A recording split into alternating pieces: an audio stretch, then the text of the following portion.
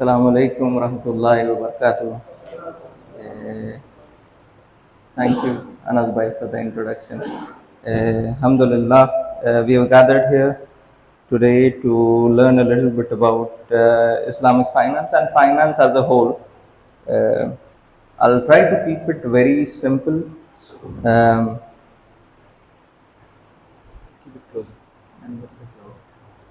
I'll try to keep it very simple so it's easily understandable for everybody. First, I'll start with the introductions. Basically, what are financial markets? So, like every other market that we see in day to day businesses, like if we go to a fish market or a vegetable market, financial markets are very similar. The only difference is that financial assets are traded instead of regular commodities like the vegetables or fruits or something like that. So financial markets are available in both forms. They are physical as well as digital. More so often now there is a great move towards the digital side. So to understand anything, first we need to understand what uh, what is financial markets, why do they exist, and how do they operate. So we'll start with what are financial markets and what are its types. So as we just understood now, like financial markets are basically just markets. The only difference is that the financial assets are traded over there. So now we'll get to why do they exist. Let me just jot down a few points. I have written a lot of things, so I'll try to just keep it a little bit simple.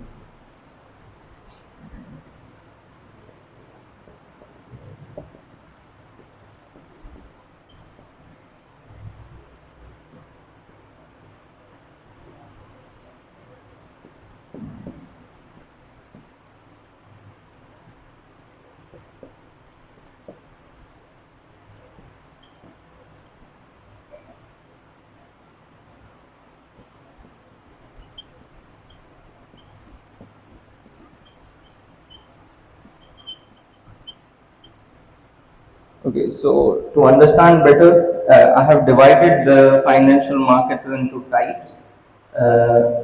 So first will be so there's almost five types. Basically, there is stocks, there is bonds, there is currencies market which you call as forex.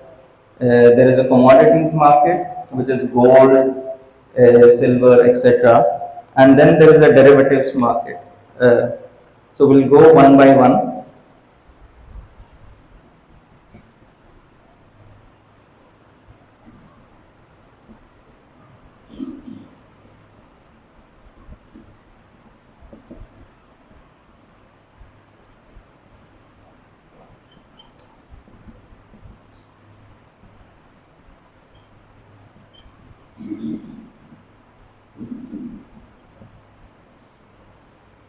So stock market, I think majority of the people are already aware about the stock market. Basically, in the stock market, there is a buying and selling of stocks. Stocks are basically equities. So the purpose of stock market is basically to raise capital for the companies or the governments. So there are public sector enterprises and there are publicly traded companies. So when a company wants to raise money, so let it be for an expansion of the company, or let it be for researching for a new product, for any capital expenditure, if they want to raise the money, what they do is they will put out shares. I think you must have heard about IPOs. That is, it's called initial public offering. Initial public offering is the first time the company goes live in a public, yeah, like it goes live in the stock market. So that's when there is the public offering, and the public is allowed to buy the shares of the company and own the shares of the company. It's always for a tiny amount of the portion of the company. Uh, So people can take part in it. Um, so people can take part in the company and they are able to own a part of the company, basically. Then we go on to the bonds market. So stock market, does anybody have any questions? Like just the basic? Yeah.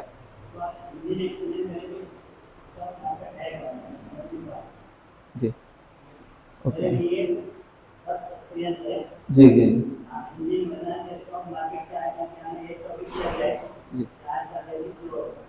जी जी जी जी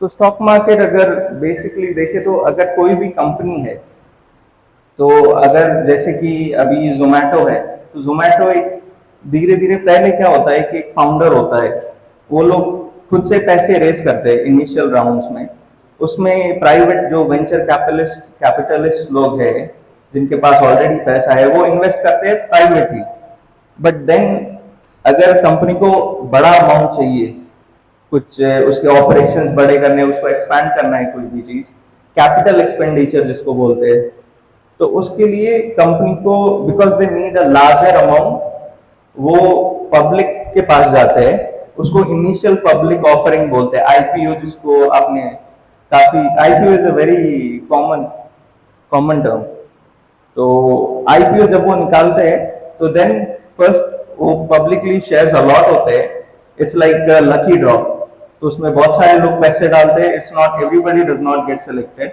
आपने सुना होगा कई बार कि IPO इतने time subscribe हो गया मतलब there were a limited number of shares available और उसको व्हेन आईपीओ आया तो a lot of people applied for it sometimes it gets like 200-300 गुना वो ऑलरेडी सब्सक्राइब हो जाता है तो वो लिमिटेड अमाउंट ऑफ शेयर्स जो है वो लकी ड्रॉ करके वो लोगों को दिया जाता है वो आईपीओ है उसके बाद में वंस आईपीओ फिनिश होता है ना तो पब्लिकली ट्रेड होता है फिर वो देन जो शेयर्स है वो स्टॉक मार्केट में जाते हैं स्टॉक मार्केट में जाते हैं शेयर्स तो फिर आप जो जनरल पब्लिक है वो बाय कर सकती है तो बेसिकली वो स्टॉक मार्केट है लाइक वो वैसे ऑपरेट होता है any other question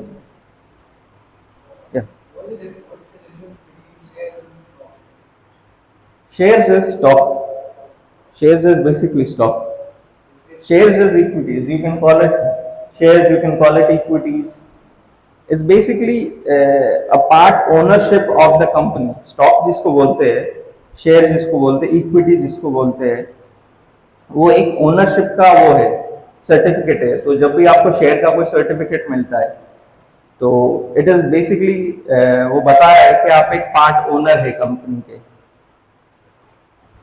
okay any other question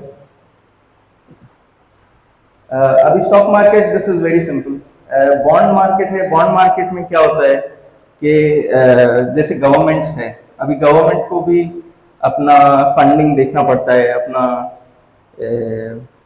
कुछ कुछ जो चीजें होती है उनके लिए कैपिटल रेज करना पड़ता है उनको तो गवर्नमेंट बॉन्ड्स निकालते हैं तो बॉन्ड्स आर बेसिकली एक प्रॉमिस होता है बॉन्ड जिसको बोलते हैं ना मतलब इट्स अ प्रॉमिस कि गवर्नमेंट आपको अगर आप उसमें इन्वेस्ट करेंगे तो आपको उसके ऊपर इंटरेस्ट मिलेगा एंड उस तरीके से गवर्नमेंट अपना जो खर्चा है कोई भी प्रोजेक्ट का खर्चा है या फिर डिफरेंट डिफरेंट टाइप्स के जो खर्चे होते हैं गवर्नमेंट के वो उसमें से निकालते हैं अपार्ट फ्रॉम टैक्सेस तो आपने सुना होगा कि कोई गोल्ड बॉन्ड है या फिर कॉर्पोरेट बॉन्ड है कॉर्पोरेट्स भी बॉन्ड्स का इस्तेमाल करते हैं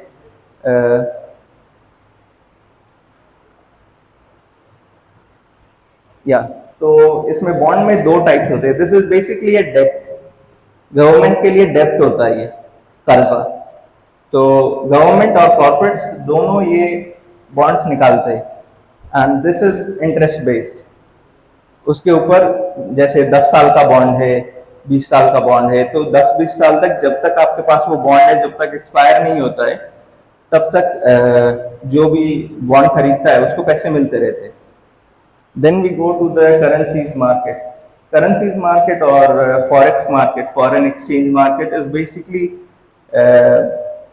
करेंसीज का मार्केट है। जैसे इंडियन का इंडियन रुपी है, जैसे यूएसए का यूएस डॉलर है, न्यूजीलैंड डॉलर है, पाउंड है, वैसे करके करेंसीज का अलग मार्केट रहता है। करेंसीज का मार्केट is the largest market by volume.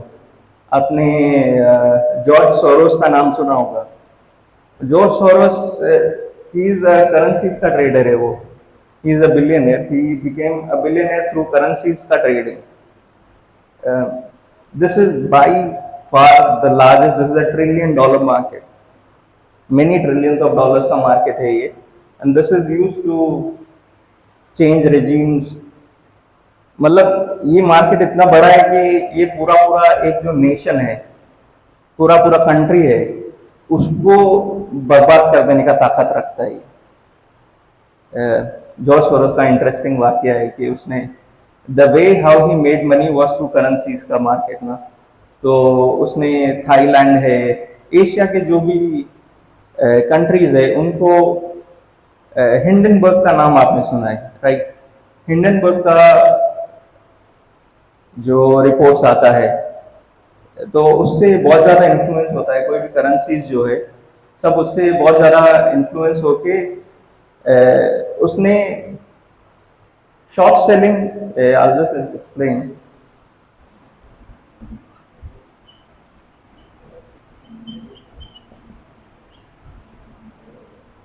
Short selling करके एक कॉन्सेप्ट है। बेसिकली शॉर्ट सेलिंग में क्या होता है कि यू आर सेलिंग समथिंग। जैसे अभी INR का रेट है अगेंस्ट यूएस डॉलर ऑलमोस्ट 89-85 के आसपास है। ये रेट पे अभी जैसे हिंडनबर्ग का रिपोर्ट आने से पहले वो लोग क्या करते हैं कि दे विल सेल, वो बोरो करते हैं money, they are borrowing the currency and they are selling it. तो दे विल सेल इट। जैसे अभी INR का मार्केट नीचे जाने का है, तो what will they do is they will sell INR and they will buy US dollar, because US dollar is going to go up and INR is going to go down. So they will borrow US dollars, against INR, and then when this rate goes down, let's say it goes to,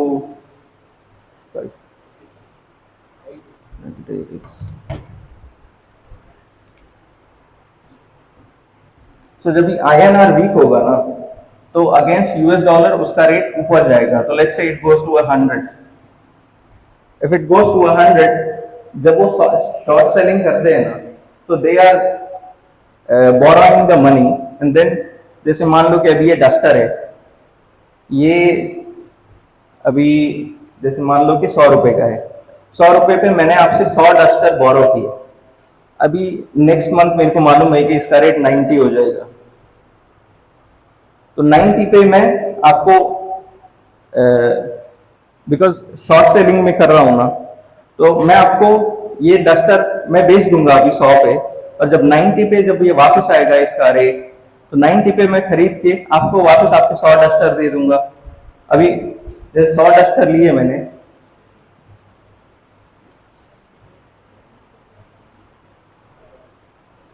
$10,000 के, okay 10,000 के मैंने आपसे duster लिए।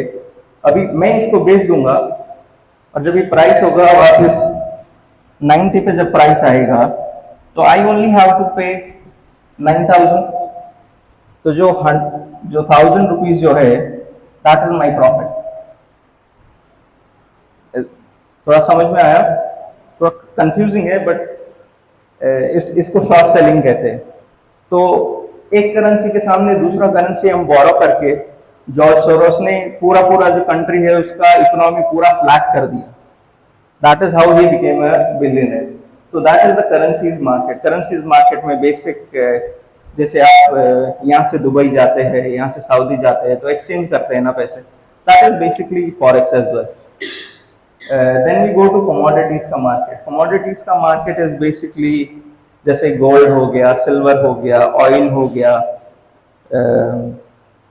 Wheat हो गया, coffee हो गया, अलग अलग चीजें जो फिजिकल चीजें हैं वो ट्रेड होती है इसमें, हैवी मेटल्स हो गए और बाकी सब चीज़ें भी।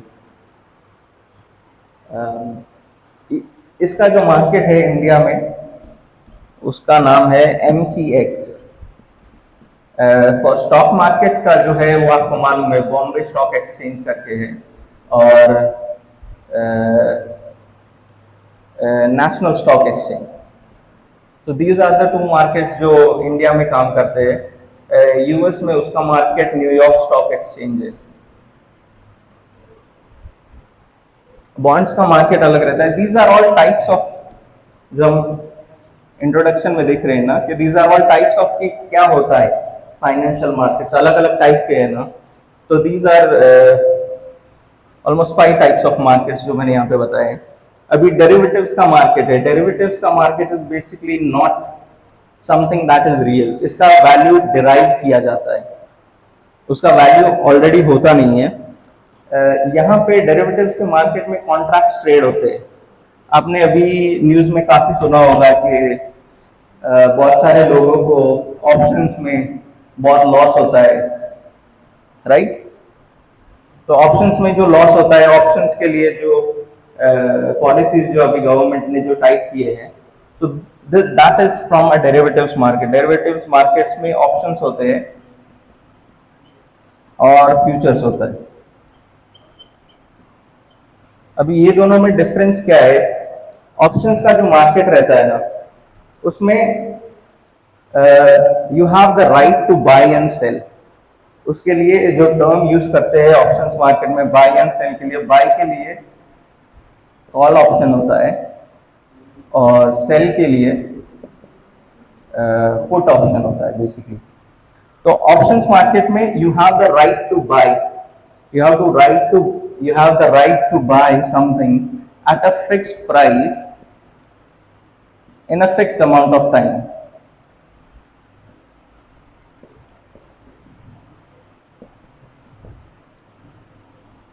ये दो फैक्टर्स है, फिक्स प्राइस और फिक्स टाइम। तो क्योंकि कॉन्ट्रैक्ट्स हमेशा एक्सपायर होते हैं, अगर आपने किसी ने देखा हो कॉन्ट्रैक्ट्स के बारे में, तो कॉन्ट्रैक्ट्स अभी से 1 महीने में, अभी से 1 वीक में, 1 साल में, 4 महीने में, पर क्वार्टर, ऐसे सब एक्सपायर होते रहते हैं। तो that is giving the buyer, जो इन्वेस्टर है, उसको राइट मिलता है to buy and sell at a fix price at a fix time. तो जब the main USP of options is basically that आपको थोड़ा कैपिटल चाहिए for a larger game, but you are paying a premium for the price. जो price है उसके लिए आप पहले ही प्रीमियम पे कर रहे हो। तो जैसे कि ऑप्शन है अभी, because it is a derived value, तो कोई भी, जैसे एक कॉन्ट्रैक्ट आपने लिया 9 रुपए का, जैसे आपने एक कॉन्ट्रैक्ट लिया 9 रुपए का, किसी भी चीज का कॉन्ट्रैक्ट है, किसी का भी डेरिवेटिव है वो, तो अगर उसका प्राइस ऊपर जाता है and it goes to let's say 12, तो 9 to 12 में there is a difference of 3 rupees. तो 3 रुपीज का आपका प्रॉफिट है। इट माइट बी, क्योंकि कोई कोई चीज, जैसे अभी MRF का स्टॉक है, कोई दूसरी चीज का स्टॉक है, वो उसका स्टॉक थाउजेंड्स में है, तो no normal person can go and buy like 1 stock और 2 स्टॉक ऐसे करके। I think it was around, last time I check, it was 90,000 cash में था, आसपास में था वो। तो वो खरीदना, उससे अच्छा लोगों को ये ज्यादा बेहतर लगता है कि वो उसका एक कॉन्ट्रैक्ट खरीदे। अगर वो सोचते हैं कि उसका प्राइस ऊपर जाने वाला है इन द नियर फ्यूचर, तो वो कॉल ऑप्शन बाय करते हैं। अगर उसको लगता है कि नीचे जाने वाला है, तो वो पुट ऑप्शन बाय करते हैं। ओके, उसको at the end of the contract the investor is not liable. उसको वो लीगल जरूरियात नहीं है कि वो कॉन्ट्रैक्ट को, अगर वो प्राइस अगर ऊपर जाता है तो उसको बाय करना ही है। आप समझ रहे? There is no legal liability on the investor कि अगर वो ऊपर जाता है तो उसको बाय करना ही है। वो थोड़ा लॉस लेके उसमें निकल सकता है, बट ऑप्शंस क्या है, बहुत वॉलेटाइल होते हैं, दे मूव वेरी फास्ट। तो इसीलिए उसमें अभी के टाइम में यू वुड हैव हर्ड कि बहुत सारे लोगों को बहुत ज़्यादा लॉस होता है इसमें। फ्यूचर्स का मार्केट is basically also fix price and fix time. इसमें भी दो टाइप के होते हैं, एक तो परपेचुअल फ्यूचर्स होते हैं और एक टाइम लिमिटेड फ्यूचर्स होते हैं। बट फ्यूचर्स में क्या है कि अगर इसमें बाय एंड सेल रहता है, तो अगर प्राइस ऊपर जाता है एंड आप एक लॉन्ग के पोजीशन में हो, लॉन्ग का पोजीशन मतलब बाय का पोजीशन, शॉर्ट का पोजीशन मतलब सेल का पोजीशन। अगर आप एक लॉन्ग के पोजीशन में हो, प्राइस ऊपर जाता है तो यू गेट अ प्रॉफिट। अगर वो लॉन्ग के पोजीशन में हो, प्राइस नीचे जाता है तो you will get more losses, because futures का पोजीशन में आपको लेवरेज रहता है। लेवरेज इज बेसिकली जैसे आपके पास 100 रुपए है और अगर कोई प्लेटफॉर्म है, कोई ब्रोकरेज फर्म है जो आपको प्रोवाइड कर रहा है लेट्स से 10x या 10 to 100x का लेवरेज प्रोवाइड कर रहा है, मतलब इफ यू जस्ट हैव, आपके पास 100 रुपए है but you can use the market as if you have 10,000 rupees. उसके सामने अगर मूवमेंट होता है, 1% का भी मूवमेंट अगर आपके अगेंस्ट में होता है तो your whole thing gets wiped out, बिल्कुल जीरो हो जाता है। Because 1 into 100 is 100। 100% अगर मूव आया आपके सामने तो आपका पूरा पैसा लिक्विडेट हो जाता है। इन दिस केस ऑप्शंस में there is no liability for the investor to buy और sell after the contract has expired. वो थोड़ा लॉस लेके उसमें निकल सकता है। For futures, he has to take the loss, he has to bear the loss. Total जो loss है उसके सामने, अगर वो leverage करके भी, if he is using leverage, उसके सामने अगर total loss है, जैसे अभी मान लो कि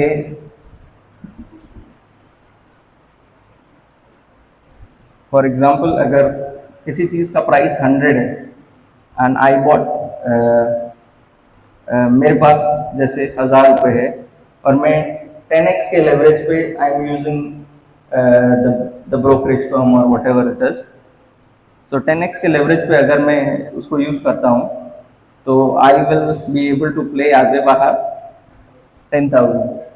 अभी 10,000 में आई हैव, अभी कोई चीज़ का प्राइस 100 है, तो I have use, let's say I have use the full amount, तो I'll be able to get an X amount of share, X amount of जो कॉन्ट्रैक्ट है, फ्यूचर का कॉन्ट्रैक्ट है, वो मैं ले सकता हूँ। अभी उसके सामने प्राइस, अगर मैंने खरीदा है इसको और प्राइस ऊपर जाता है, जिससे कि आई हैव 20 कॉन्ट्रैक्ट्स, अगर प्राइस ऊपर जाता है that'll be 2000 by this one is, so I'll almost be able to get, अगर 20% का मूव है तो मेरे को into 10 होगा, तो I'll get a profit of 1000 है ना, तो 1000 के ऊपर 200% actually, so I'll get a profit of almost 2000. My math might be a little bit wrong, but yeah. Do you understand a little bit? कोई इश्यू है तो पूछो, it's okay.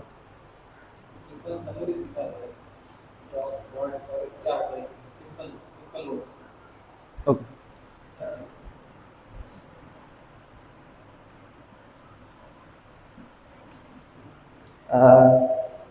So again, these are the types of financial market.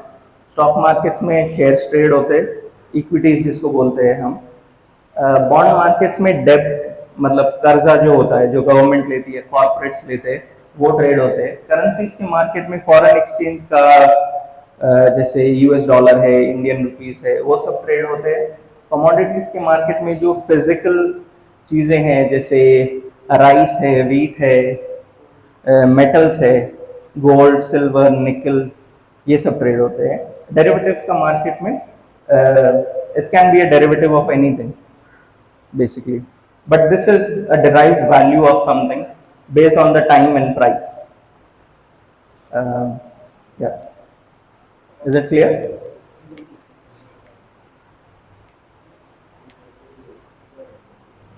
Any questions? Huh? Okay.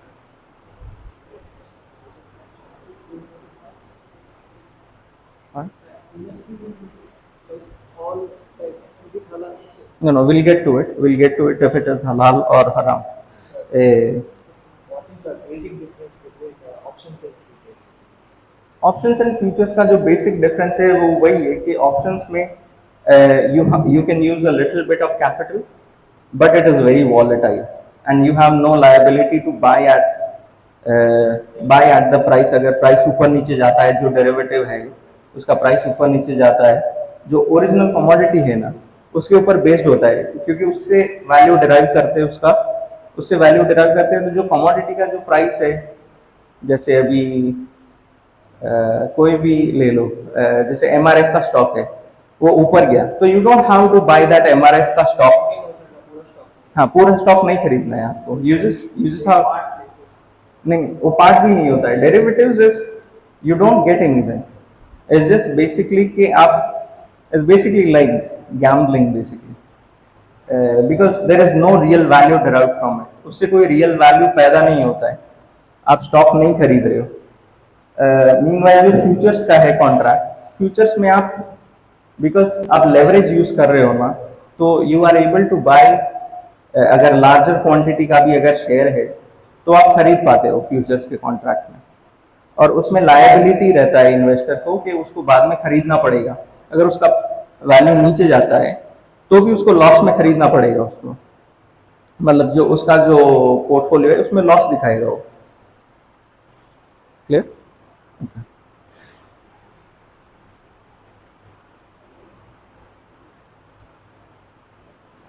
अभी हमने पढ़ा कि वो क्या है, अभी क्यों फाइनेंशियल मार्केट्स क्यों एग्जिस्ट करते हैं।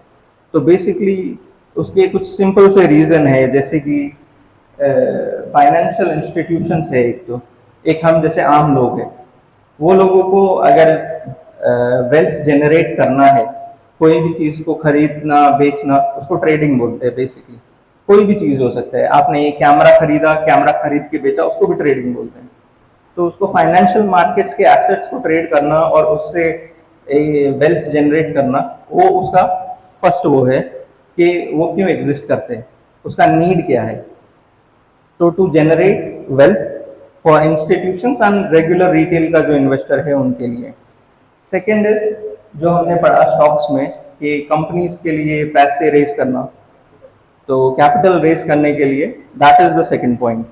थर्ड पॉइंट इज, जो बॉन्ड्स में हमने देखा कि गवर्नमेंट्स बॉन्ड इशू करते हैं, तो बॉन्ड इशू करके गवर्नमेंट्स पैसे रेज करते हैं, तो इसीलिए वो बॉन्ड्स का मार्केट भी एग्जिस्ट करता है।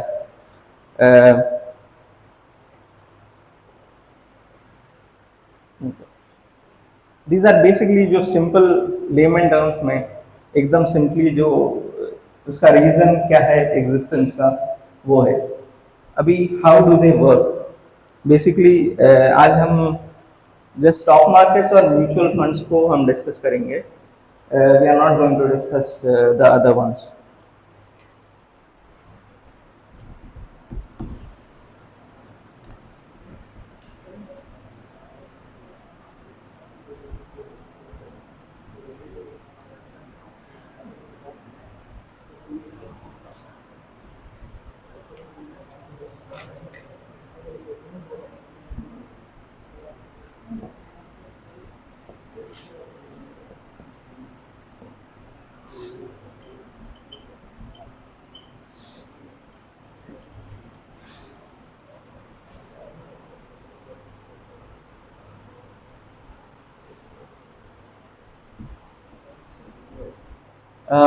स्टॉक मार्केट ऑलरेडी मैंने एक्सप्लेन कर दिया थोड़े इन डेप्थ में पहले ही, कि स्टॉक मार्केट कैसे काम करता है। अगर आपको फिर भी, this was going to be the second topic, but वो फर्स्ट में ही हमने कवर कर दिया कि वो कैसे काम करता है। अगर आपको कोई क्वेश्चन है उसके बारे में, वो कैसे काम करता है, कुछ आपके नोशन है उसके बारे में, तो आप मुझसे पूछ सकते हैं अभी। Pardon? How do you gain wealth in stock market? making profit in the stock market? Stock market is basically if you buy the share and the share goes up. There are two ways to earn profits in the stock market. एक रहता है capital gain, एक रहता है, and the second one is dividends. Capital gain is basically आपने कोई stock खरीदा है, स्टॉक का प्राइस ऊपर जाता है because there is more supply more demand of the share का जो स्टॉक का अगर डिमांड ज्यादा है तो स्टॉक का प्राइस ऊपर जाता है. स्टॉक का प्राइस ऊपर जाएगा तो आप उसको सेल करते हैं तो आपको प्रॉफिट होगा. इट्स बेसिकली लाइक जैसे कोई भी नॉर्मल मार्केट रहता है ना, नॉर्मल मार्केट में कोई भी आप चीज, जैसे ये फोन अभी आपने 10,000 का लिया, इसको आप 12,000 में बेचोगे तो 2,000 रुपए आपका प्रॉफिट रहता है. तो दैट इज कैपिटल गेन जो नॉर्मल है. डिविडेंड इन्वेस्टर्स के लिए रहता है. एक तो दो तीन टाइप के इन्वेस्टर रहते हैं. एक तो डे ट्रेडर रहता है जो रेगुलरली डेली ट्रेड करता है. एक रहता है इन्वेस्टर रहता है, और एक रहता है स्विंग ट्रेडर. तो जो स्विंग ट्रेडर है, जैसे अभी किसी चीज का प्राइस 10 है, तो 10 से अगर 20 जाता है तो वो बेच देता है. ओके, तो दैट्स ऑलमोस्ट डबल, उसको प्रॉफिट है, उसको भी कैपिटल गेन है. जो डे ट्रेडर होता है वो छोटे प्रॉफिट्स के लिए वो करता है, तो वो डेली ट्रेड करता है. तो जैसे 10 से 12 चला गया तो वो उसने बेच दिया उधर, वो उसका कैपिटल गेन हो गया. थर्ड टाइप होता है इन्वेस्टर होता है. अभी इन्वेस्टर को क्या है, इन्वेस्टर फंडामेंटल एनालिसिस जो है कोई भी चीज है, जैसे अभी आज से आप 5-8 साल पहले अगर आप देखेंगे तो एआई का कोई बात नहीं करता था. उस टाइम में अगर किसी ने एआई में इन्वेस्ट किया, उसने कुछ विजन देखा आगे का, उसको किसी चीज का टेक्नोलॉजी में उसको मालूमात था, उसने कुछ विजन देखा कि आगे जाके ये कंपनी है जो ये अभी काम कर रही है और ये आगे जाके इट कैन बी समथिंग, वो विजनरी है उस चीज में, वो आगे का सोचता है, 10 साल आगे का सोचता है. वो लोग जो 10 से, जैसे अभी मान लो यही शेयर पहले 2 रुपए का होगा, अभी वो जो इन्वेस्टर है, इन्वेस्टर क्या करते हैं, वो सालों सालों तक वही स्टॉक लेके रहते हैं, वो बेचते नहीं. लॉन्ग टर्म होल्डिंग है उनका. वो लोग 2 से लेके अगर 20 भी गया ना, then also they won't, majority of the part they won't sell. थोड़ा थोड़ा सेल कर सकते होंगे, लेकिन मेजोरिटी उनका क्या है, वो डिविडेंड्स के लिए करते हैं. डिविडेंड्स इज बेसिकली, अगर लॉन्ग टर्म अगर आप कोई चीज होल्ड कर रहे हैं 1 साल 2 साल 5 साल 10 साल, तो जो कंपनी है अगर वो प्रॉफिट बनाती है तो शेयर होल्डर्स को खुश करने के लिए वो उनको साल में जब भी उसका क्वार्टरली अगर प्रॉफिट आता है, ईयरली अगर प्रॉफिट आता है, तो उसमें से एक पार्ट शेयर होल्डर्स को देते हैं. क्योंकि शेयर होल्डर्स आप बेसिकली वो भी कंपनी के एक हिसाब से मालिक है वो, क्योंकि उनके हाथ में इक्विटी है कंपनी का बेसिकली. तो ये 2 तरीके हैं जिससे स्टॉक मार्केट में लोग पैसे कमाते हैं. Other question? According to Islam, can we invest in stock market? We'll get to it. Third topic, inshallah. Okay, इसका ओके तो हमने आईपीओ ऑलरेडी, शेयर्स क्या होते हैं वो ऑलरेडी सीख लिया. आईपीओ क्या होता है वो भी हमने डिस्कस कर लिया. और कंपनी कैसे पब्लिक ट्रेडिंग में आती है वो भी आईपीओ के बाद में जो होता है वो भी हमने देख लिया. अभी उसका प्राइस, जो स्टॉक मार्केट में प्राइसेस है वो ऊपर नीचे क्यों होते रहते हैं बेसिकली, तो उसके भी कुछ कारण है. जैसे कि एक हो गया कंपनी का परफॉर्मेंस हो गया,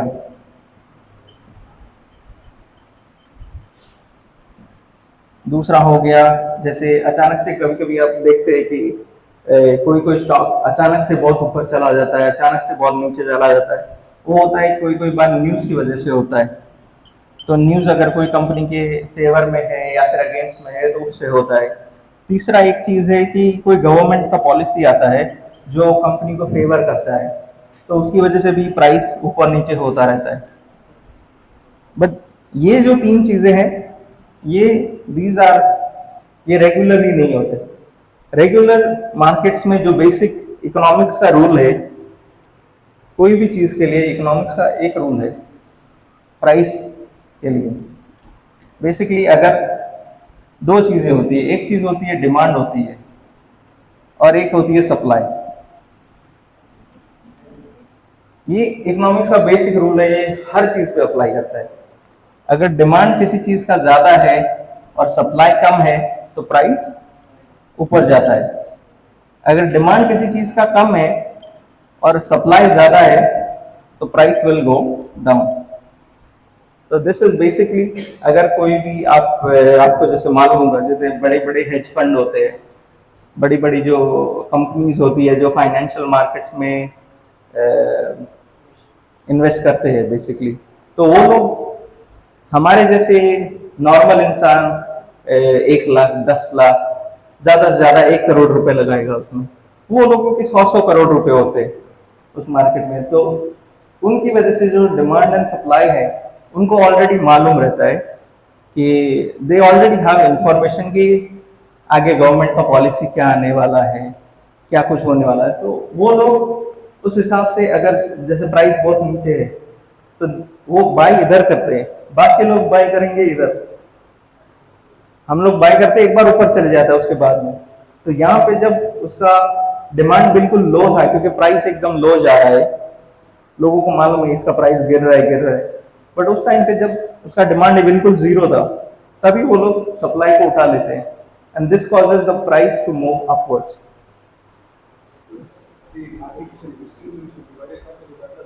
जी,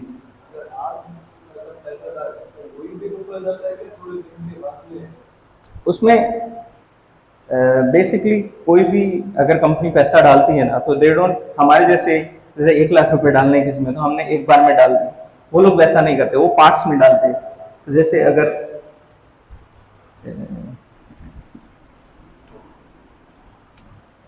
इधर से प्राइस नीचे आ रहा है तो वो इधर इधर डालते जाएंगे। मेजॉरिटी कभी कभी प्राइस ऐसा करता है, तो वो लोग बेसिकली पार्ट्स में पैसा डाल रहे हैं, राइट, बट मेजॉरिटी उनका जो डिप्लॉयमेंट है वो इधर रहता है। अगर एक ही बार में पैसा डालेंगे पूरा तो प्राइस में बहुत गैप आएगा। आपको मालूम है, कभी कभी आप चार्ट्स में देखेंगे तो गैप रहता है कभी कभी।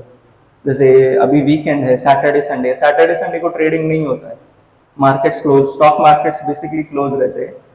तो उस टाइम पे कभी कभी नेक्स्ट डे मंडे को जब भी ओपन होता है तो there is a gap between जो पहले का प्राइस था और जो नेक्स्ट प्राइस है उसके बीच में। तो वो जो गैप है वो उसकी वजह से होता है कि एक होता है प्री मार्केट होता है, जैसे नॉर्मल इन्वेस्टर्स है उसके लिए टाइमिंग अलग रहता है, और इंस्टीट्यूशनल लोग है उसके लिए टाइमिंग अलग रहता है। तो इंस्टीट्यूशनल्स जो है वो रिटेल के पहले ही वो इन्वेस्ट कर सकते हैं। This is retail, this is institution. तो इसको प्री मार्केट बोलते हैं और इसको मार्केट ओपन बोलते हैं बेसिकली। हाँ, टाइमिंग्स हर जगह के लिए थोड़ा डिफरेंट करते हैं, बिकॉज देर आर, खाली इंडिया का मार्केट नहीं है ना, पूरे ग्लोबल का मार्केट है। तो लगभग आधे 1 घंटे उससे पहले इंस्टीट्यूशन ट्रेड कर सकते हैं।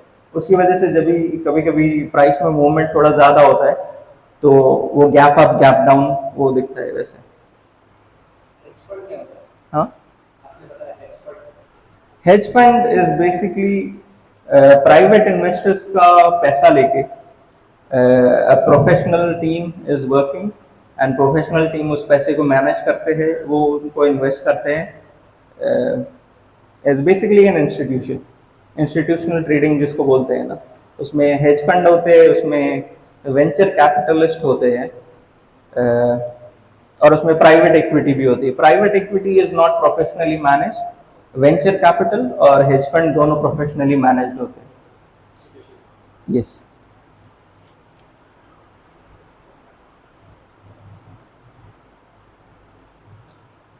ओके। अभी इसका एक स्टॉक मार्केट का एक जैसे एग्जांपल अगर किसी को अच्छे से थोड़ा समझाना है तो वो मैंने एक पढ़ा था, तो वो मैं शेयर करता हूँ। तो जैसे कंपनीज होते हैं वो बेसिकली फार्मर्स जैसे, हम उसको फार्मर्स जैसे समझ सकते हैं। शेयर्स होते हैं उनका वेजिटेबल्स जैसे होते हैं, वो समझ सकते हैं। स्टॉक मार्केट मतलब सब्जी मंडी जो होता है ना, स्टॉक मार्केट सब्जी मंडी के बराबर हम समझ सकते हैं, और इन्वेस्टर होते हैं वो बायर होते हैं जो सब्जी मंडी में खरीदने के लिए आते हैं। तो जैसे आप शेयर्स खरीदते हैं वैसे ही जो नॉर्मल मार्केट से हर मार्केट बेसिकली सेम होता है, खाली एसेट डिफरेंट डिफरेंट होते हैं। सब्जी मंडी में जैसे वेजिटेबल्स होते हैं, शेयर मार्केट में यू कैन बाय शेयर्स। अभी we will discuss mutual fund.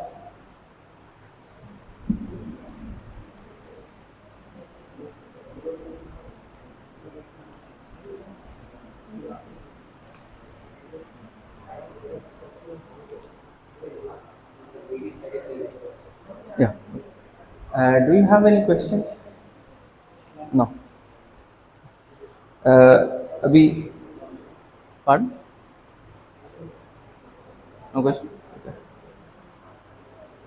अभी म्यूचुअल फंड्स आप सुने होंगे, उसका ऐड भी आता है, सब आता है, इट्स वेरी पॉपुलर। तो म्यूचुअल फंड्स में क्या रहता है बेसिकली कि जो छोटे छोटे इन्वेस्टर्स है वो एक साथ में उसका, जैसे बैंक है कोई, तो वो म्यूचुअल फंड अगर ऑफर करता है तो उसमें अलग अलग टाइप का रहता है म्यूचुअल फंड। उसमें हाई रिस्क वाला रहता है, लो रिस्क वाला रहता है, मीडियम रिस्क वाला रहता है।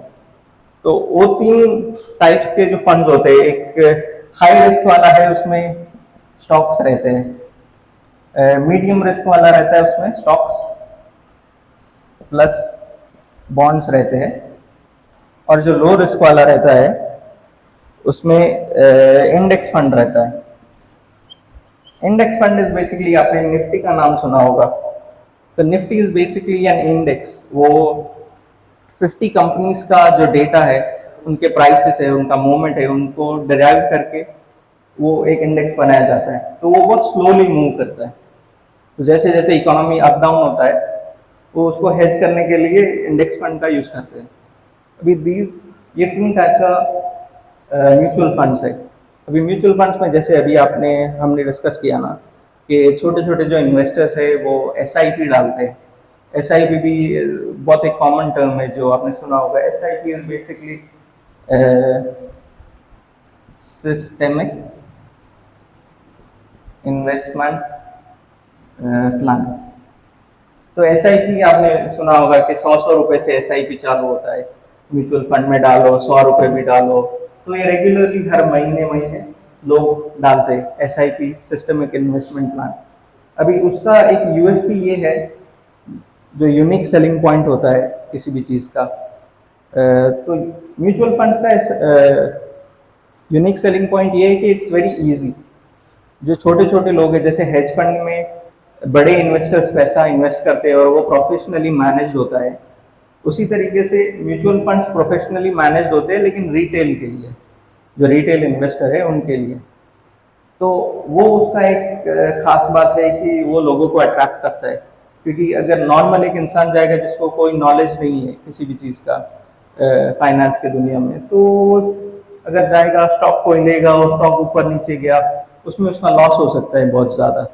तो उसको प्रोफेशनल, उसको कोई नॉलेज है नहीं, उसके उसके अगेंस्ट में म्यूचुअल फंड्स जो है उसमें हर महीने आपको अगर जितने जितने पैसे डालने हैं सेविंग करने के लिए, इन्वेस्ट करने के लिए, वो आप इसमें लोग डालते हैं म्यूचुअल फंड्स में। लेकिन इसमें भी ऐसा नहीं है कि बिल्कुल ज़ीरो रिस्क है, इसमें भी बहुत चांस है कि आपका पैसा ज़ीरो हो सकता है। तो this is also risky, but ये क्या है, ये थोड़ा अभी पॉपुलर है, इसलिए आई थॉट कि ये थोड़ा डिस्कस करेंगे। इसमें भी सेम तरीके से कैपिटल गेन्स होता है और डिविडेंड होता है। उसमें भी दो तरीके से पैसे अर्न करते हैं, कैपिटल गेन और डिविडेंड। इसमें एक और होता है कि नेट म्यूचुअल फंड्स का, जैसे इसका भी डिराइव करते हैं वैल्यू, पूरा म्यूचुअल फंड है उसका एक वैल्यू डिराइव करते हैं, तो उसका जो नेट वैल्यू है वो भी अगर ऊपर जाता है तो that is also your profit basically. तो ये तीन तरीके से म्यूचुअल फंड्स में पैसा बनता है। कोई क्वेश्चन है?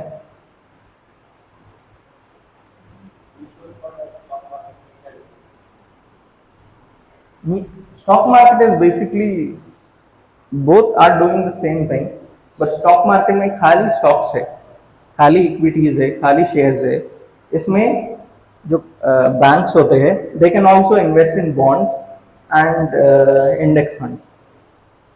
जो डेप्ट है, जैसे हम बॉन्ड्स को पढ़े ना, स्टॉक्स का पैकेज है, म्यूचुअल मतलब 5 अलग अलग कंपनीज का हाँ, एक तो जैसे हमने इसमें देखा ना कि ये 3 टाइप के रहते हैं, तो उसमें या तो फिर खाली स्टॉक्स का हो सकता है, या फिर स्टॉक्स प्लस बॉन्ड्स का हो सकता है, या फिर इंडेक्स का हो सकता है। इसमें जो बैंक्स प्रोवाइड करते हैं म्यूचुअल फंड्स, जी बैंक्स म्यूचुअल फंड्स प्रोवाइड करते हैं जी जी एज अ सर्विस, जी जी। वो से बकेट में फॉलो होता है। वो हाँ, वो वही है कि बैंक में आप जाके अलग अलग म्यूचुअल फंड्स अलग अलग रहते हैं, तो उसमें से आप चूज कर सकते हैं। तो if you want high risk वाला जो स्टॉक्स का रहता है वो भी आप चूज कर सकते हैं, मीडियम रिस्क वाला है वो भी चूज कर सकते हैं। बैंक में जाके आप मतलब उनके पास ऑप्शंस रहता है। तो every investor wants something different, तो वो उसके लिए अलग अलग वो बना के रखते हैं, but basically it's a basket of stocks, और बास्केट ऑफ स्टॉक्स और बॉन्ड्स, और basket of any index. Index क्या होता है? Simple term. इंडेक्स के माने ये है कि जैसे निफ्टी 50 का एग्जांपल लेते हैं। निफ्टी का नाम सबने सुना है। तो निफ्टी इज बेसिकली जो टॉप 50 जो स्टॉक्स है, जो टॉप 50 स्टॉक्स है, उसका वैल्यू डिराइव करके उसके मूवमेंट के हिसाब से वो इंडेक्स का वैल्यू चलता है। It's a mean of it's an average of all those 50 stocks basically. Okay, Sensex is also an index, वो भी इंडेक्स है सिमिलर। 30 स्टॉक्स, हाँ, सेंसेक्स में 30 स्टॉक्स। नंबर मेरे को मालूम नहीं है, बट निफ्टी में 50 है उतना, but it's kind of an index.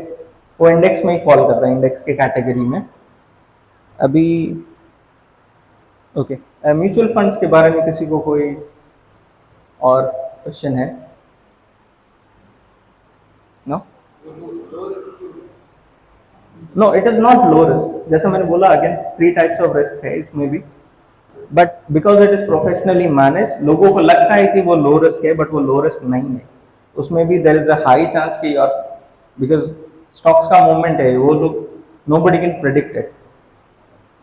तो वो हिसाब से अगर आप देखें तो there can be severe losses in mutual funds as well.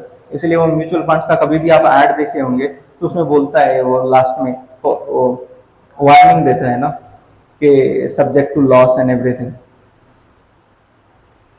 Okay, will go on to जो लास्ट टॉपिक है हमारा, इस्लामिक फाइनेंस।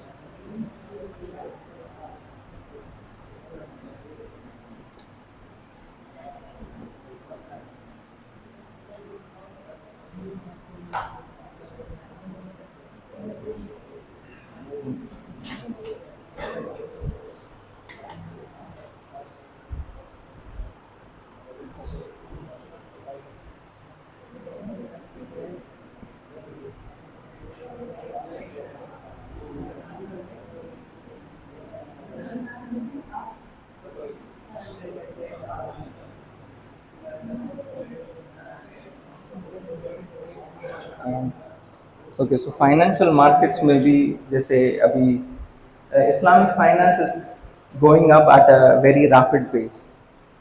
हमारे कंट्री में उतना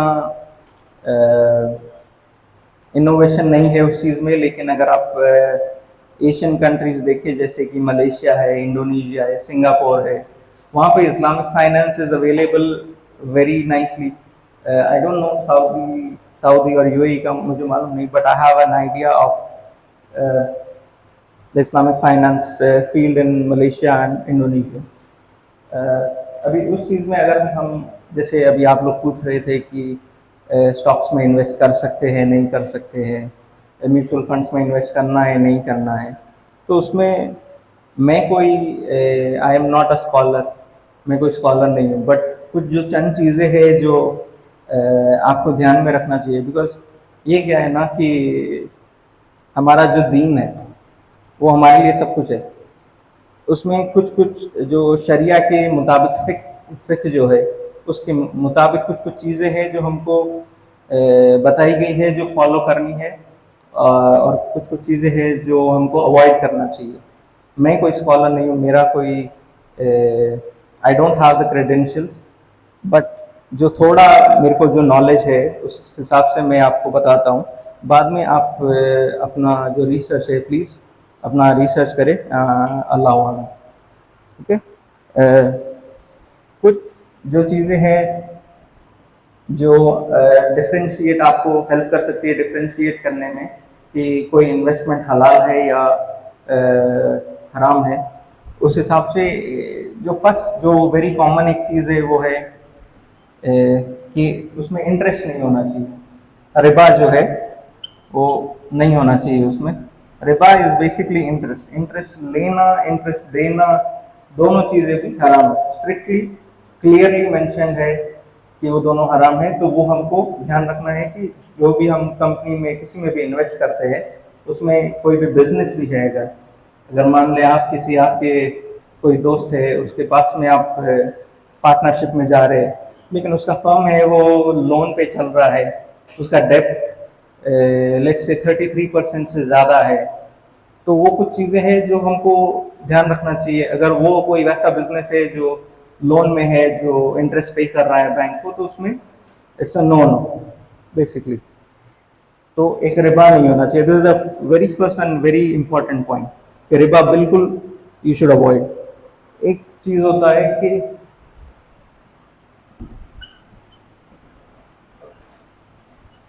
गरर जिसको बोलते हैं, आई डोंट नो मेरा प्रोनाउंसिएशन सही है कि नहीं है, गरर जिसको बोलते हैं, गरर इज बेसिकली हाई रिस्क का स्पेक्यूलेशन जो है, जो हमने बात किया था अभी, ऑप्शंस का मार्केट है, फ्यूचर्स का मार्केट है, उसमें बहुत वॉलेटिलिटी रहता है।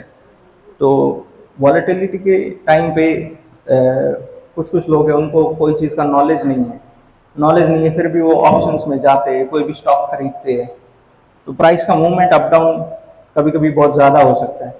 तो जो गरर है मतलब जो हाई स्पेकुलेशन है, जो गैम्बलिंग जैसा बिहेवियर है, आपको मालूम नहीं है कि where this thing is going to go. अगर उस कोई भी चीज़ है उसमें एक्सेसिव रिस्क है, कोई भी बिजनेस भी है अगर उसमें एक्सेसिव रिस्क है कि आपको लॉस ज़्यादा हो सकता है, तो उसमें आपको इन्वेस्ट करना नहीं। नॉर्मल बिजनेस भी हो गया, फाइनेंशियल मार्केट्स में भी हो गया, किधर भी गरर जो है उसको अवॉइड करना है। थर्ड है कि कोई उसमें जो हराम का जो बिजनेस है उसमें नहीं होना चाहिए।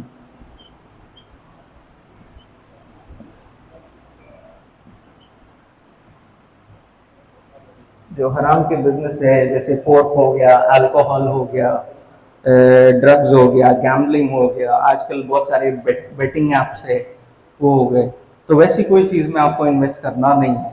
ये भी बहुत it's a very simple thing, ये भी इजी अंडरस्टैंडेबल है। और चौथा पॉइंट है वो थोड़े लोग अवॉइड करते हैं, इग्नोर करते हैं, बेसिकली अवॉइड नहीं करते हैं कि कोई एक बिजनेस है वो अनएथिकल है, कोई बिजनेस है जो अनएथिकल है, उसमें आपको अच्छा प्रॉफिट हो रहा हो, भले वो रिबा में नहीं डील करता हो, गरर में नहीं करता हो, भले वो कोई हराम का बिजनेस नहीं हो, लेकिन अगर वो बिजनेस अनएथिकल है, अनएथिकल के माने ये है कि जैसे वो अपने कस्टमर से झूठ बोल रहा है, उसमें ट्रांसपेरेंसी नहीं है, वो बोल रहा कुछ और है, प्रोडक्ट करता कुछ और है, वो बोल रहा है हाई क्वालिटी का कोई चीज़ है वो लो क्वालिटी में, असलियत में वो लो क्वालिटी का है, तो वो अनएथिकल प्रैक्टिसेस है, इस्लाम उसको टोटली फॉरबिड करता है, वैसे आपको करना नहीं है। तो ये चार चीज़ें हैं जो आप देख सकते हैं कोई भी बिजनेस में कि अगर वो बिजनेस अगर इसमें डील करता है तो यू शुड अवॉइड। बिजनेस हो गया, कोई भी कंपनी का स्टॉक हो गया, ये सब चीज़ें।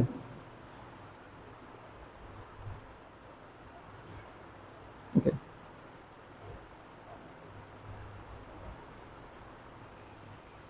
अभी सेम थिंग फॉर हराम, कोई भी इंटरेस्ट बेस्ड बिजनेस है वो हराम है, कोई भी बिजनेस जो हलाल नहीं है नेचर में वो हराम है। जैसे ये वाला हो गया ना, जो हराम के उसमें डील डील करता है, गैम्बलिंग हो गया, ड्रग्स एंड वो सब, थर्ड ऑप्शंस, बिकॉज वो गरर की कैटेगरी में फॉल करता है ये वाले में, because it is excessive and high risk speculation है उसमें। आप बेट कर रहे हैं बेसिकली, आप एक सट्टा लगा रहे हैं कि प्राइस ऊपर जाएगा नीचे जाएगा ऑप्शन में, तो वो है। और चौथा चीज है कि वो अनएथिकल है, तो वो उसको हराम बना देता है आपके लिए बेसिकली। तो ये कुछ पैमाने हैं सिंपल टर्म्स में अगर हम बात करें, क्योंकि मैं कोई स्कॉलर नहीं हूँ तो मेरे को स्टिल उतना आइडिया नहीं है। इंशाल्लाह मैं कोशिश कर रहा हूँ उसके ऊपर पढ़ने के लिए, एंड इंशाल्लाह अगर मेरे पास कुछ और इंफॉर्मेशन है तो वो भी मैं इंशाल्लाह नेक्स्ट कभी भी जब भी हमारा मुलाकात होगा मैं डिलीवर करूँगा। तो ये बेसिक चीज़ें हैं जिसको आप यूज़ करके कोई भी चीज़ है, कोई भी बिजनेस है, उसके बारे में मालूमात कर सकते हैं कि वो आपके लिए हलाल है या हराम है। कोई क्वेश्चंस? जी ये liability बोला, हाँ कभी कुछ लोग सुबह खरीद के शाम में बेचते हैं, जी। उन लोग पूरा टेक्निकल वालों के ऊपर जाएगा प्रॉफिट का राज ऐसा। उसमें भी एक चीज़ है कि कोई भी चीज़ आप खरीदते हैं ना, तो उसमें there has to be a time frame जिसके अंदर आपको वो चीज़ रखना है आपके पास। आप अभी लिए 2 घंटे में बेच दिए, वो काम नहीं करता है। उसके भी स्कॉलर्स ने कई कुछ पैमाने उसके बनाए हैं, जैसे एक मैंने बोला कि कोई भी स्टॉक है उसमें 33% से नीचे का डेप्थ होना चाहिए, राइट। दूसरा है कि वो स्टॉक अगर आप ले रहे हैं तो देर इज अ टाइम फ्रेम जिसमें आपको उसको होल्ड करना है। तो अगर आप अभी लेंगे 2 घंटे में बेच देंगे तो वो सही नहीं है। तो बेसिकली आप डे ट्रेडिंग कर रहे हैं। डे ट्रेडिंग अभी मैं पक्का नहीं बोल सकता हूँ कि वो हलाल है हराम है, बट मेरे ख्याल से जो डे ट्रेडिंग जो भी लोग करते हैं 99% लोग हमेशा लॉस में रहते हैं। अगर कुछ भी है, कोई भी चीज़ आप खरीदते हैं, जैसे भी आप कोई बिजनेस रन कर रहे हैं तो बिजनेस के टाइम में भी आप कुछ चीज़ बाई करते हैं, थोड़ा टाइम रखते हैं, उसके बाद में कस्टमर आता है आपसे लेता है, तो वो सही तरीके का वो एक ट्रेडिंग है।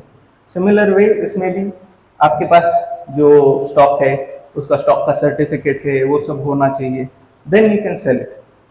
तो उसके लिए थोड़ा जो टाइम फ्रेम है वो टाइम फ्रेम के मायने है उसमें। आई एम नॉट श्योर 100% कि कितना टाइम फ्रेम है, इसलिए मैं अभी आपको बोलूँगा नहीं। Anything else? कंक्लूजन ये कि शॉर्ट टर्म हराम है। No, I am not saying हराम है, मेरे को मालूम नहीं है, अल्लाह आलम। बट जैसे इट इज़ बेटर, क्योंकि स्टॉक जैसा मेरा जितना एक्सपीरियंस है ना, मेरा जितना एक्सपीरियंस है, मैं फाइनेंशियल मार्केट्स लास्ट 4-5 ईयर से कर रहा हूँ। मेरा जितना भी एक्सपीरियंस है उसमें यही है कि अगर आप शॉर्ट टर्म में कुछ भी आप करने जाते हैं, कोई कितने भी, मैंने बहुत सारे लोगों को देखा है, मेजॉरिटी 99% लोगों को लॉस होता है। कोई जो लोग बोलते हैं कि मैंने एक वीक में इतना पैसा कमा लिया, ये कर लिया वो कर लिया, वो एक आप सोच लें कि वो लक का काम है उसमें। बेसिक अगर आपको ट्रूली कोई चीज़ में इन्वेस्ट करना है तो आप अभी के टाइम में ना अल्हम्दुलिल्लाह कुछ सर्विसेज है जो आए हैं जो आपको शरिया कंप्लायंट जो स्टॉक्स है, there is a category of stocks जिसमें आप इन्वेस्ट कर सकते हैं फॉर लॉन्ग टर्म बेसिकली। तो शरिया कंप्लायंट जो स्टॉक्स है उसके बारे में बताते हैं कुछ सर्विसेज, उसमें से एक का नाम वाहिद करके है, एक दूसरा वाला है, इसका नाम मैं भूल रहा हूँ, इस्लाम की।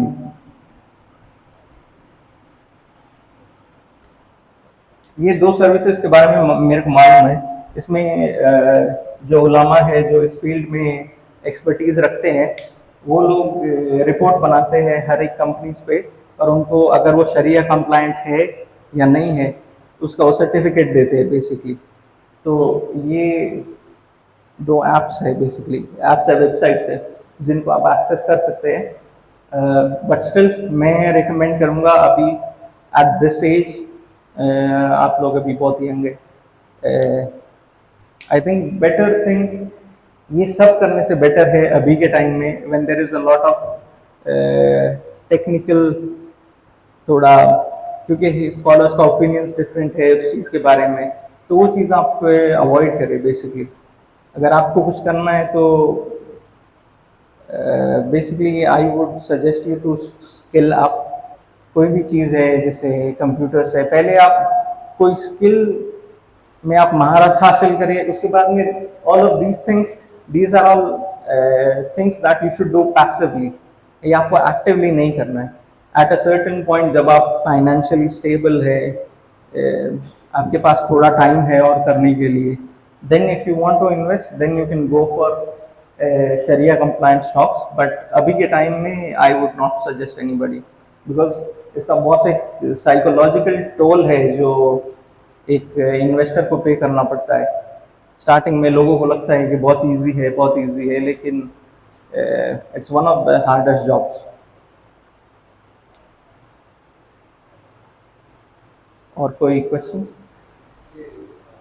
जी, म्यूचुअल फंड्स में आई डोंट थिंक इंडिया में कोई 100% शरिया कंप्लायंट ये म्यूचुअल फंड्स है। मलेशिया में अवेलेबल है, आई नो, मलेशिया में इंडोनेशिया में दोनों जगह पे शरिया कंप्लायंट के जो स्टॉक्स होते हैं उनका एक बास्केट बनाते हैं, उसको इंडेक्स करके म्यूचुअल फंड्स इंडेक्स उसको बोलते हैं, तो उसमें वहाँ के सिटीजन्स इन्वेस्ट करते हैं। तो वो एक चीज़ है जो इंडिया में हो सकता है, लेकिन यहाँ पे उतना अट्रैक्शन नहीं है इस्लामिक फाइनेंस को, to be very honest. Pardon? किस चीज़ का? म्यूचुअल फंड्स का आई डोंट थिंक कोई टाइम ड्यूरेशन होता है, उसमें आप एसआईपी डालते रहते हैं और वो एक रेगुलर इंटरवल पे इन्वेस्ट करता रहता है आपके लिए, और फिर आपको कभी पैसे डालने निकालने वो बहुत इजी है, उसमें टाइम फ्रेम नहीं है। आप 50 साल रखना चाहते हैं 50 साल भी रख सकते हैं आप। जी,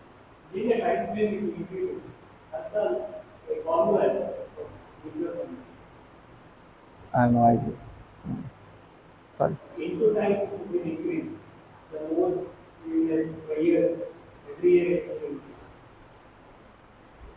बिकॉज आपका उसमें मेजर क्या है ना, उसमें मेजर क्या है कि उसमें आपका, जैसे मान लो अभी कोई स्टॉक आपने खरीदा, फर्स्ट मंथ है आपका, आपने कोई स्टॉक खरीदा 20 पे, नेक्स्ट मंथ वो कम हो गया 18 पे गया, 18 पे खरीदा, क्योंकि इसमें रेगुलर इंटरवल पे उसमें पैसे आते रहते हैं ना, तो वो रेगुलर इंटरवल पे वो बाय करता रहता है, तो इसको कंपाउंड करता रहता है। जैसे अभी थर्ड मंथ में यहाँ पे 14 आ गया, अभी फोर्थ मंथ में वापस वो डायरेक्ट जंप किया, जैसे 22 पे आ गया, तो you will be in a profit. वो कंपाउंड होते रहता है बेसिकली, उसको डॉलर कॉस्ट एवरेजिंग बोलते हैं, DCA। बिकॉज फंड जी, हाँ ग्रो आप है, यस यस यस यस, जी जी।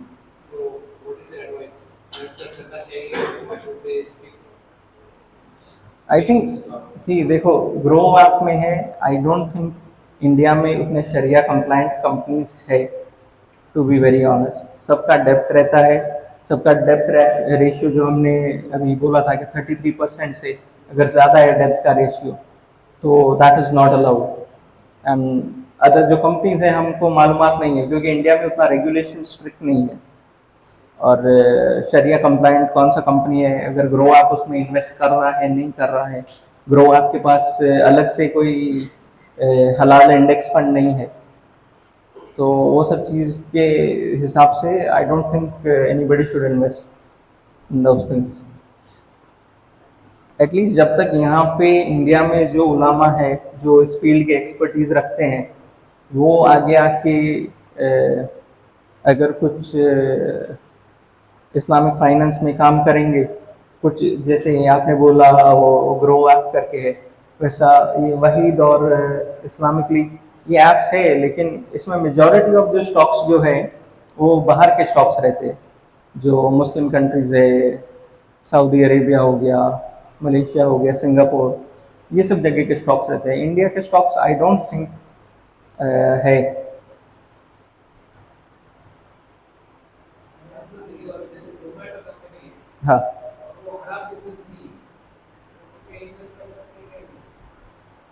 अभी जोमेटो जो कंपनी, मेरे को उसका पूरा डिटेल्स वी डोंट नो। वो अल्कोहल भी आई थिंक सर्व करते What are होंगे। the conditions which one should keep in mind? वो अभी हमने डिस्कस किए थे ना, दीज आर द कंडीशंस। वो these are the things that you should keep in mind अगर आपको किसी चीज, किसी कंपनी के बारे में, बिजनेस के बारे में मालूमात करना है कि अगर वो हलाल है या हराम है आपके लिए इन्वेस्ट करने के लिए। बेसिक है ये, उसके आगे भी एडवांस कुछ फिल्ट्रेशन स्टेप्स रहते हैं, but these are the basic one जिससे majority of the things can be clarified. जी हाँ हमें